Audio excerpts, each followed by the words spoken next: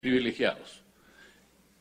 El Ministerio de Economía, siendo que hay disquisiciones de carácter administrativo y judicial inclusive, podía, debía resolver el tema. Le preguntaba por cuál había sido su aporte y cuál podría ser su aporte en forma específica. Gracias. Será el uso de la palabra al señor Nelson Chac para que responda. Sí, congresista. Mi aporte y mi contribución fue crear una solución práctica que empezó a ejecutarse a partir del año 2005, a partir del cual empezaron a generarse los pagos de acuerdo a la disponibilidad de los recursos presupuestarios de ese momento. Y entonces se han empezado a efectuar los pagos, efectivamente. Luego de eso, yo ya dejé la función pública, dejé la responsabilidad de la Dirección de Presupuesto Público. No he seguido de cerca el detalle de la evolución de estos problemas de deudas sociales, pero fue durante mi gestión, en la Dirección de Presupuesto Público, en la que se creó ese mecanismo y muchos casos, miles de casos en los cuales usted hace referencia que siguen hasta ahora, empezaron a ser solucionados gracias a esa iniciativa. Se le da ahora el uso de la palabra al congresista Cheput. Gracias, señor presidente. Bueno, como usted sabe, somos representantes de las dudas e inquietudes de la sociedad y en ese sentido pasar por alto cualquier tipo de tema podría significar alguna fuente de suspicacias. Un tema que está apareciendo en algunos medios tiene que ver con el pago de la liquidación a Vladimiro Montesinos en el año 99-2000. Entonces, solamente para efectos de precisión, pues yo tengo un concepto claro en ese sentido respecto a lo que ha acontecido, pero para efectos de precisión ante la opinión pública, ¿qué papel como funcionario de la Dirección Nacional de Presupuesto Público tuvo el señor Chac en esos momentos? ¿Y qué relación tenía con el viceministro de Economía, tengo entendido, o de Hacienda, Alfredo Jalilí? Tiene el uso de la palabra el señor Nelson Chac para que responda. En efecto, yo no tuve ninguna participación con relación al tema que usted está mencionando, señor congresista, porque en ese tiempo yo no pertenecía al viceministerio de Hacienda, ¿no? Yo trabajaba en el viceministerio de Economía. En ese viceministerio, cuya estaba al mando de la señora Rosario Almenara, que era mi jefa, ¿no? No teníamos nada que ver con el tema de pagos, ni con el tema de presupuestos, ni con el tema de tesorería. Eso es un trabajo propio del viceministerio de Hacienda. Nosotros nos dedicábamos a formular la política económica y la política macroeconómica, ¿no? En coordinación con el Banco Central, etcétera. Estuvimos más dedicados en los temas de la planificación y en los temas de la generación del marco macroeconómico multianual. Entonces, en concreto, sí. Le damos el uso de la palabra al congresista Cheput por una interrupción. Señor candidato, solamente para que precise el puesto que tenía y jerárquicamente de quién dependía. Tiene el uso de la palabra el señor Chac. Yo fui en el año 99 director general de Asuntos Económicos y Sociales. Eso depende del viceministerio de Economía. Mi jefa era la señora Rosario Almenara, ¿no? Todos los temas que usted menciona son tramitados a través de las distintas dependencias, no del viceministerio de Economía, sino del viceministerio de Hacienda, que estaba a cargo del señor Alfredo Jalilí, y en este viceministerio, a través de la Dirección de Presupuesto, de la Dirección de Tesorería y demás, se hacen todos los pagos, ¿no? Esa es la razón por la que yo, cuando estuve en el ministerio, no tuve ningún conocimiento de ninguna participación de del hecho que usted menciona, ¿no? Yo entro al viceministerio de Hacienda, ¿no? En el año 2001. Posteriormente a todos los hechos que se están conversando con relación a este tema, ¿no? Con el gobierno del presidente Toledo, y mi jefe era el señor Curburneo, ¿no? Muy bien, vamos a hacer 6 preguntas al señor candidato, concretas y concisas. ¿Tiene usted algún nivel de parentesco con algún congresista o algún integrante del Poder Ejecutivo en un organismo del Estado? A ver, yo no tengo ningún nivel de parentesco con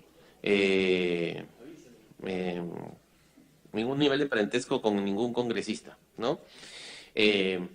Pero mi esposo trabaja en el Estado, ¿no? Mi esposa trabaja en la Defensoría del Pueblo, ¿no? Que es un organismo autónomo no dependiente del Poder Ejecutivo, ¿no? Mi cuñada trabaja en el Ministerio de Trabajo, ¿no? Pero son funcionarios de carrera que en realidad no tienen nada que ver con el trabajo que yo voy a desempeñar, porque incluso ni siquiera están relacionados a trabajos en el orden administrativo con el uso de los recursos, sino que están relacionados más bien con los negocios principales, con los mandatos principales de cada una de estas entidades, ¿no? Bien, la segunda pregunta.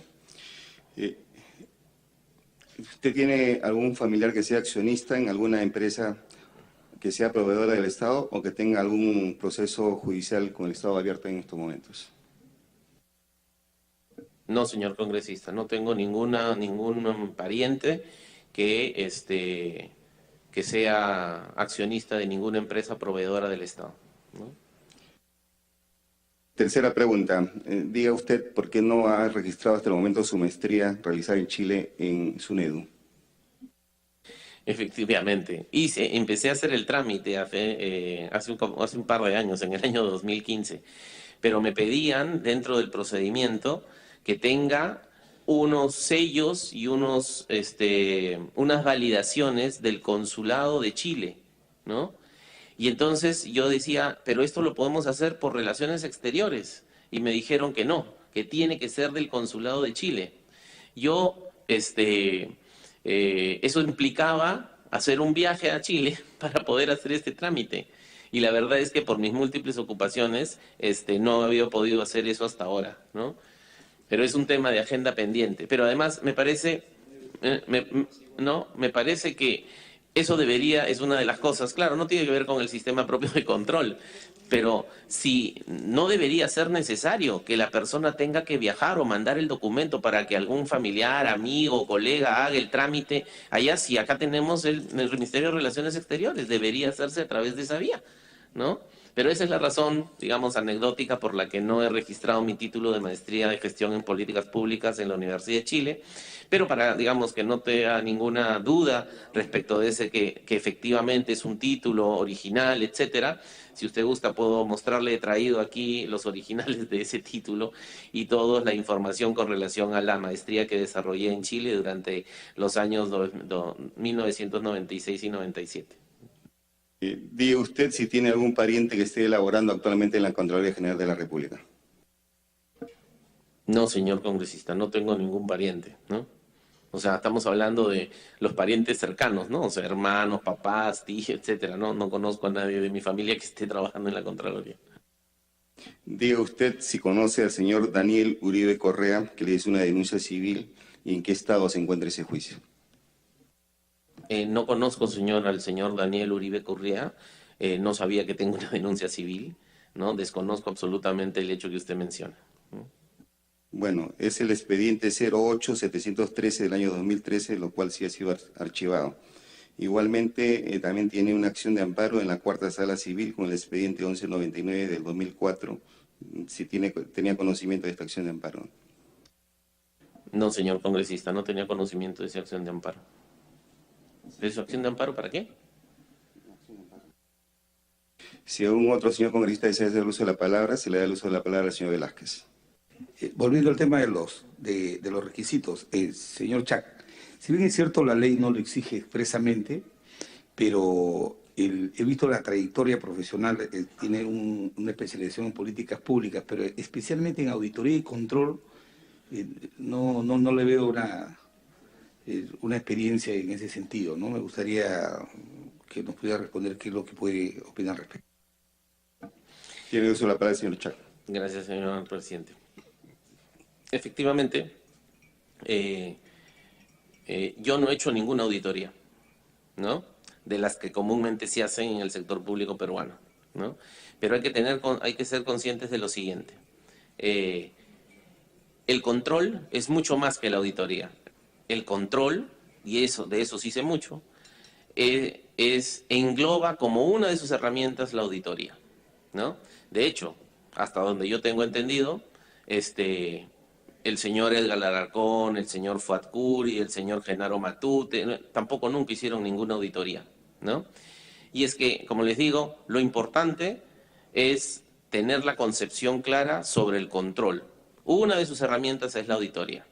Pero para mayor abundamiento con relación de este tema, yo soy uno de los soy firmemente convencido que uno no puede controlar lo que no conoce. Y en esa perspectiva, el objeto de control, yo lo conozco perfectamente, que es cómo opera el Estado y cuáles son los mecanismos por los cuales fluyen los recursos públicos. En segundo lugar, la propia Contraloría General de la República en el Perú pidió a través de la GIZ, ¿no?, mi concurso profesional para ayudarlos en hacer un tipo de auditoría, que en eso sí tengo mucha experiencia, pero no es la auditoría financiera y de cumplimiento, sino que es el futuro, que es la auditoría de desempeño, ¿no? Y de hecho, no solamente con relación a ese tema, he tenido experiencia internacional, sino hasta hemos sido partícipes de la publicación de un libro sobre la fiscalización desde las entidades de fiscalización superior y del Parlamento, que se publicó a fines del año pasado. Entonces, yo he dictado en la Escuela Nacional de Control a muchos auditores, y en esa lógica yo le podría decir con total confianza que conozco del sistema de control y que ciertamente el hecho de no haber hecho una auditoría no es tan importante, puesto que como Contralor tampoco vamos a hacer ninguna auditoría, digamos, de manera operativa. Para eso están todos los auditores que tiene la Contraloría. Lo importante es nuestra preocupación por cómo luchar contra la corrupción y cómo mejorar la calidad de la prestación de los bienes y servicios públicos desde el ámbito del control, y ese es un tema que efectivamente es una de mis especialidades. Bueno, si no hay más preguntas, dice, uno de los requisitos para ser Contralor General de la República hay que tener solvencia moral y ética. Disculpe usted la pregunta que le voy a hacer, de repente voy a entrar en su intimidad, pero usted está en todo el derecho de responderme o no. Siempre se teme, digamos, como político, a veces los escándalos. A veces uno es joven, hace travesuras, y necesariamente, si es que usted tiene algún hijo extramatrimonial. Esa es una pregunta. No, en aras de la transparencia tendré que decirle, congresista, de que no, yo soy una persona que está felizmente casada, no, solamente tengo 2 hijos, no tengo ninguna relación extramatrimonial, ¿no? Muchas gracias. Damos por concluida en todo caso la primera parte. Pasamos a la exposición de la segunda parte. Tiene el uso de la palabra el señor Nelson Chac. Gracias. A ver, con relación al tema de mi visión sobre el control, ¿no? En primer lugar, y atendiendo la preocupación que ciertamente también es mía de la congresista Montenegro, estamos frente a un sistema de control en el Perú cuya utilidad es muy poca, ¿no? No quiero decir que no sirve o que no funciona plenamente, pero en general, digamos, es un sistema de control que no está a la altura de las expectativas que requiere la población y que demanda nuestro proceso de crecimiento y desarrollo económicos. Pero hay que entender que el sistema de control no es solo la Contraloría, sino también son las OSIs, las Oficinas de Control Institucional, y también son las sociedades de auditoría, ¿no? Pero claro, lo que hemos visto es que este sistema, ¿no?, tiene 2 grandes mandatos como todos los sistemas de control, ¿no?, en el mundo, ¿no? Por un lado, debe luchar contra la corrupción y ser eficaz en esa lucha. Pero por otro lado, tiene que preocuparse de contribuir a la mejora de la calidad de los bienes y servicios públicos que genera el Estado, porque eso también es producto de la generación de valor público, y es lo que termina mejorando la calidad de vida de todos los peruanos. Es decir, son como 2 caras de una misma moneda, que es un equilibrio dual muy importante a tener en cuenta. ¿Por qué decimos que este sistema casi no funciona o no funciona bien o es poco útil? Porque veamos el tema de la lucha contra la corrupción, ¿no? Que es el primer gran mandato. Frente a la lucha contra la corrupción, uno debería detectar los actos corruptos en la administración, investigarlos y sancionarlos. Pero en realidad, lo que deberíamos hacer como sociedad, y en eso debería concentrarse el sistema de control, es que no tener una actitud reactiva frente a esos hechos, sino prevenirlos. O sea, siempre prevenir es mejor que curar. Y entonces uno puede pensar, bueno, ¿qué cosa hace el sistema de control para la prevención? No hace gran cosa, ¿no? No hay los desarrollos, uno de los elementos claves para la prevención está en el desarrollo de los sistemas de control interno, que es un tema muy venido a menos en nuestro país todavía. Pero igual, si pasamos al otro gran eje, que es la detección y la investigación, bueno, este sistema de control hace miles de acciones de control al año. Cada año hace como más de 2.000 acciones de control, ¿no? Pero yo no recuerdo, la verdad, de repente ustedes sí, yo no recuerdo que haya habido ningún hecho relevante de corrupción en el país que haya sido detectado gracias al trabajo del sistema de control, sino que es más bien gracias a las denuncias que sacan en la prensa, gracias a las denuncias que se tramitan a través del Congreso de la República, en donde se detectan esos casos y luego ya viene el proceso en el cual la Contraloría o el sistema de control reacciona. Entonces, estamos viendo de que desde la perspectiva de la detección, también su contribución es muy magra, ¿no?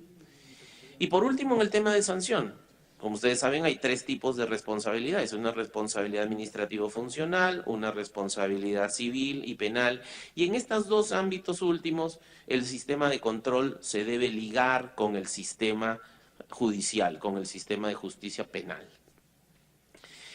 Y hay abundante información, incluso información estadística y presentaciones, me acuerdo, de distintos controladores anteriores respecto a que la capacidad que tiene el sistema de control para sancionar es bastante débil. De hecho, por ejemplo, basta considerar cómo, un dato interesante es que entre el año 2009 y 2015, las distintas acciones de control encontraron responsabilidad civil y penal en más de 9.200 funcionarios, ¿no? Y bueno, de esos, ¿cuántos han sido llevados a juicio? ¿Y cuántos de esos juicios han tenido sentencia condenatoria? De 9.200, 600. ¿Y de esos cuántos están presos? 37, ¿no? Entonces, esta información, que es de público conocimiento porque está en la página web, la verdad muestra que el sistema de control actualmente vigente no funciona, pero además parte de ese no funcionamiento adecuado no es por su visión, su enfoque o por la normativa que existe, sino también es porque, como bien mencionaba la congresista Montenegro, la prensa y todo lo que ha ocurrido durante los últimos meses nos ha revelado que la Contraloría en particular, pero el sistema en general, ha sido una entidad, una institución que ha sido penetrada profundamente por los actos de inconducta funcional y por la corrupción, ¿no? Entonces ya no estamos hablando de una entidad donde solamente hay corrupción, en casi todas las entidades públicas habrá algo de corrupción, sino de un sistema en el cual estamos hablando seguramente de redes corruptas, porque cuando ya entramos no solamente a lo que siempre ha existido antes, que era en algunos casos atípicos de negociación respecto de con las autoridades, respecto de los hallazgos que se hacen en las auditorías, etcétera, sino que ya entramos a los temas de reglaje, a los temas de chuponeo, a los temas de chantaje. Realmente el nivel de penetración de la Contraloría y del sistema de control por la corrupción parece que es sustancialmente grande. Frente a eso, lo primero que hay que hacer, creo yo, es recobrar la legitimidad de la autoridad que va a controlar. El controlador no puede tener duda respecto de su legitimidad y de su proceder. Por tanto, la necesaria moralización de la Contraloría y del sistema de control en general debe ser una de las principales tareas en las que el nuevo Contralor o la nueva Contraloría debería abocarse a recuperar esa legitimidad. Y eso implica, efectivamente, hacer un trabajo minucioso, respetando ciertamente todos los derechos de los distintos trabajadores, en identificar esas redes y cortarlas de raíz, ¿no? De tal manera de que efectivamente durante los próximos meses y años la Contraloría pueda recuperar esa solvencia, no solamente técnica, sino moral y de cara a la ciudadanía y de la administración pública, respecto de que sus controles son efectivos, ¿no? Porque empezamos dando el ejemplo, ¿no? Empezamos mostrando una institución en la que la preocupación y el compromiso de todos sus integrantes es en primer lugar con la lucha en la lucha contra la corrupción. Ahora, si ya uno entra, si uno quiere decir, bueno, si este es el diagnóstico, bueno, ¿qué cosas podemos hacer, no? Pues hay varias cosas, sin duda alguna, que será motivo de la estructuración de un plan de trabajo, ¿no? Que tengo entendido en el caso, el Congreso decida apoyar mi candidatura, tendré que presentarlo a la Comisión de Fiscalización. Pero algunas líneas maestras importantes que me gustaría mencionar son las siguientes, ¿no? La forma en que hay que, creo yo, implementar los sistemas de control para luchar contra la gran corrupción no es igual que contra la pequeña y mediana corrupción, ¿no? Necesitamos así hacer un segmento y decir, bueno, para la gran corrupción necesitamos una mixtura un poco distinta de instrumentos y enfoques que para el resto, ¿no? Porque ustedes saben de que el control, hay control interno, control externo, control previo, control concurrente, control posterior, hay auditorías financieras, hay auditorías de cumplimiento, hay auditorías muy poquitas de desempeño, y hay un enfoque preventivo y hay un enfoque más punitivo. Bueno, ese mix estratégico tenemos que reconstruirlo y reformarlo. ¿Por qué? Porque parte de los problemas que ahora existen es que esos instrumentos no están dando resultado. Por un lado, ni en la lucha contra la corrupción, ni tampoco en la mejora de la calidad de las intervenciones públicas, ¿no? Y hay una serie de medidas, cuando ya uno mira el tema, por ejemplo, de corrupción, una serie de medidas que valdría la pena discutir e implementar, ¿no? Por ejemplo, ¿dónde se concentra esencialmente la corrupción en el Estado? En las contrataciones. ¿Y quiénes contratan? Esencialmente aquellas instituciones que tienen grandes partidas para obras, para inversiones y para bienes y servicios, ¿no? Pero, por ejemplo, cuando uno mira las obras, ¿no? Hay una serie de problemas vinculados a, por ejemplo, los supervisores de obra, ¿no? Se supone que los supervisores de obra deberían ser los primeros que alertan frente a un desmanejo en la gestión de los proyectos, ¿no? Pero a los supervisores de obra no tienen una regulación en particular, ¿no? Están definidos unilateralmente por la entidad, ¿no? Ese es un tema que valdría la pena repensar, ¿no? O, por ejemplo, ya en el tema más organizacional, algunas otras pinceladas. Yo no entiendo cómo es posible que el controlador sea dependiente del controlado. Y eso es lo que pasa en las OSIs. En las OSIs, en algunas OSIs, el jefe es puesto por la Contraloría General de la República y le paga la Contraloría General de la República. Pero el resto de funcionarios que trabajan en esas OSIs son de la entidad y les paga la entidad. Y esa decisión requiere más que una discusión técnica, requiere una decisión política, que es simplemente pasar todos los créditos presupuestarios de todas esas personas a que dependan íntegramente de la Contraloría. Eso no significa necesariamente más plata al principio. Quizá en el futuro sí, porque evidentemente muchas de esas personas van a querer homologarse a la escala salarial de la Contraloría, que es una de las más altas en el Estado, pero al principio no, ¿no? Y esto revela que la dimensión del trabajo que se tiene que hacer en la Contraloría y en el Sistema Nacional de Control en general es tan grande que la sola Contraloría no va a poder tener éxito. Requiere del apoyo decidido del Congreso de la República y del Poder Ejecutivo. porque ciertamente necesitamos repensar el sistema de control. En concreto, necesitamos una nueva ley orgánica del Sistema Nacional de Control. Y necesitamos que en esa nueva ley orgánica haya el espacio legal para poder reestructurar las organizaciones que lo componen, ¿no? Pero obviamente todo eso requiere de recursos públicos, o sea, necesitamos presupuesto. El presupuesto de la Contraloría es un presupuesto del orden de 550 millones de soles. De esos 550 millones de soles, como 410 millones es para pagar la planilla y las pensiones, 100 para pagar bienes y servicios y unos 30 millones para hacer inversiones. O sea, es un presupuesto realmente reducido, ¿no? Para todo el esfuerzo que se quiere desplegar. Pero también está plagado de una serie de ineficiencias.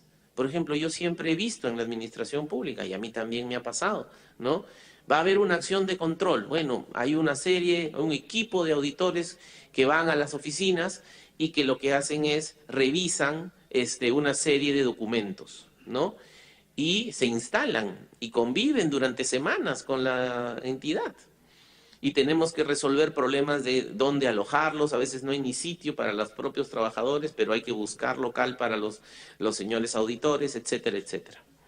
Pero yo digo, ¿por qué eso sigue haciéndose manual y de esa manera? ¿Por qué tengo que desplegar personas, movilizar personas, alojarlas en las instituciones para que revisen documentos, papeles? Si ahora estamos en un mundo digital.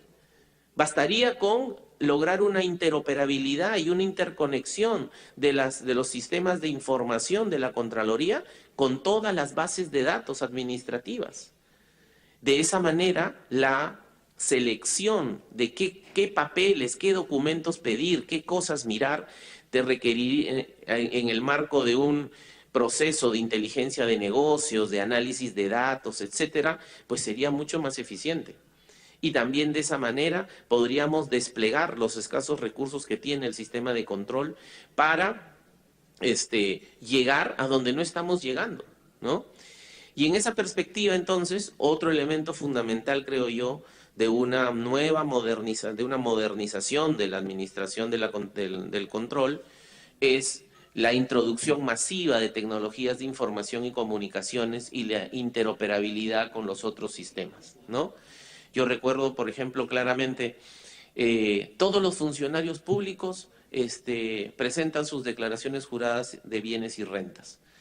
Pero yo siempre me he hecho la pregunta, ¿qué hace la Contraloría con toda esa información? Si no tiene la capacidad de interoperar con registros públicos. Y entonces, ¿cómo sabe si lo que está presentando el funcionario público realmente es todo lo que debe de presentar, ¿no? O incluso, yo siempre mencionaba, ¿cómo ese mecanismo, ¿no? ¿Qué sucedería si el funcionario público, hay malos funcionarios públicos, ¿no? Que se dedican y están muy compenetrados con la corrupción y, digámoslo así, roban sistemáticamente en el Estado, pues seguramente todo su patrimonio y todo el fruto de esos malos actos no está a su nombre. Y entonces, si no está su nombre y está a nombre de otra persona, ¿cómo el sistema de control va a poderlos solamente atrapar, digamos? Pero y es que ese análisis requiere del esfuerzo y de la coordinación interinstitucional con el sistema de justicia, con el sistema fiscal y con el sistema judicial, ¿no? Entonces, hay muchos temas que deberíamos empezar a mirar para poder lograr que el proceso de prevención, el proceso de detección y el proceso de sanción sean mucho más eficientes. Yo tengo la confianza de que con el apoyo del Poder Legislativo y con el apoyo del Poder Ejecutivo es posible iniciar un proceso de reforma estructural en el sistema de control que haga que realmente cumpla con su mandato. Se necesitan, no creo que más controles, se necesitan mejores controles, de tal manera de que sean efectivos y realmente permitan luchar contra la corrupción. Pero por otro lado, hay todo un terreno muy importante relacionado a cómo mejorar el análisis del desempeño de la actividad gubernamental, ¿no? el sistema de control actual en el Perú se enfoca demasiado en el tema procedimental, en el tema financiero, ¿no? Pero los instrumentos para poder analizar esos temas no siempre son los adecuados, ¿no? O sea, yo no tengo la impresión de que, por ejemplo, en estos casos que se han mencionado de actos de gran magnitud de corrupción en los gobiernos regionales y locales, todos los estados financieros y los estados presupuestarios deben estar bien. Porque si yo hago una auditoría financiera estrictamente y miro esos estados financieros, lo más probable es que no detecte que hay problemas de corrupción, ¿no? O igual, cuando hacemos las famosas auditorías de cumplimiento, como yo digo, normalmente son algo así como cumplo y miento, porque en la práctica las malas personas que han traicionado su vocación de servicio público y están metidos en los actos de corrupción de manera sistemática, siguen todos los procedimientos, saben más de los procedimientos que los propios auditores y todo está perfectamente alineado. Y es por eso de que el sistema de control se vuelve ineficaz, porque no puede detectarlos. Entonces necesitamos introducir tecnología, cambiar el enfoque, pero además no hay que dejar de ver la otra cara de la moneda, que en el caso de Perú no se ha visto todavía, ¿no? Y creo que es una de las grandes falencias. Necesitamos un sistema de control que, por un lado, se concentre en la lucha contra la corrupción, pero fundamentalmente en la prevención. Y en el caso de la mejora de la calidad de los servicios públicos, necesitamos concentrarnos en el análisis y en la auditoría del desempeño, ¿no? De tal manera de que se pueda lograr el cumplimiento de este mandato misional, que muy bien está reflejado en el artículo 2, en el objeto de la ley orgánica actual de control, que es, por un lado, preservar el buen uso de los recursos públicos y de los bienes del Estado de manera transparente, pero por otro lado, promover la mejora en la eficiencia y en la calidad de la gestión de esos recursos para la mejor prestación de los bienes y servicios, que es lo que le interesa fundamentalmente al ciudadano. Esa es la razón por la que les decía que el sistema de control, estos dos mandatos, la lucha contra la corrupción y la mejora de la calidad y la eficiencia en la administración, son como dos caras de una misma moneda, porque precisamente actúan como vasos comunicantes. Si hay corrupción, no puede haber eficiencia, ¿no? Entonces, es empezar a trabajar en una reforma estructural de la administración del control, que no solamente se lleve a cabo con la Contraloría, sino también con las OSIs y con las sociedades de auditoría, ¿no?